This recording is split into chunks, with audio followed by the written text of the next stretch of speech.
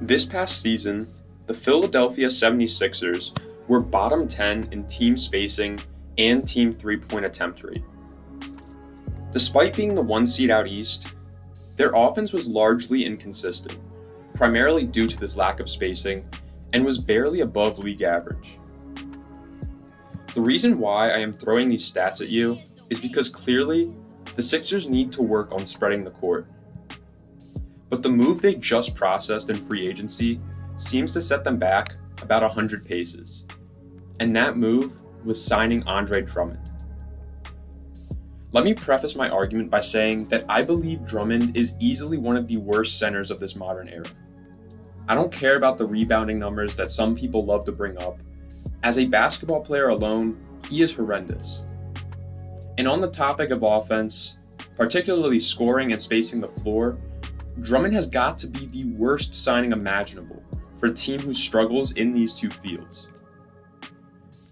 For starters, Drummond was a bottom 10 floor spacer this year, with a spacing rating of 73.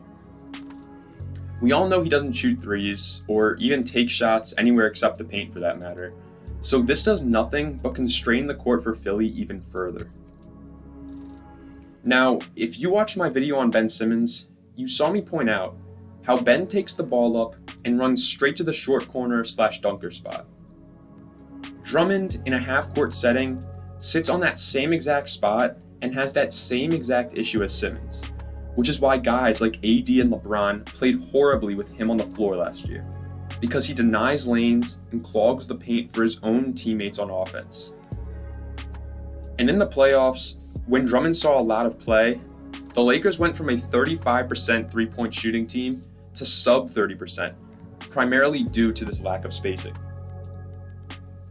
So we get that Drummond is the pinnacle of squeezing the half-court offense, but what about the rest of his offensive game? Last season, Andre Drummond took the second most shots at the rim per game, with around 11.4 attempts per game. And yet he had the worst rim field goal percentage out of any starting center in the league last year. He forced so many shots, and yet he didn't show good footwork, a good touch, and he lacked overall judgment in terms of shot selection. All things that a good big man needs. The Sixers made a horrible move picking Drummond up. I'm not even going to touch his joke of a defensive game, but if you are not convinced by this video that Drummond is an embarrassment to the game, I'm not really sure what else to tell you. This is the worst possible situation for both Drummond and Philly, and I really don't understand the logic behind this move.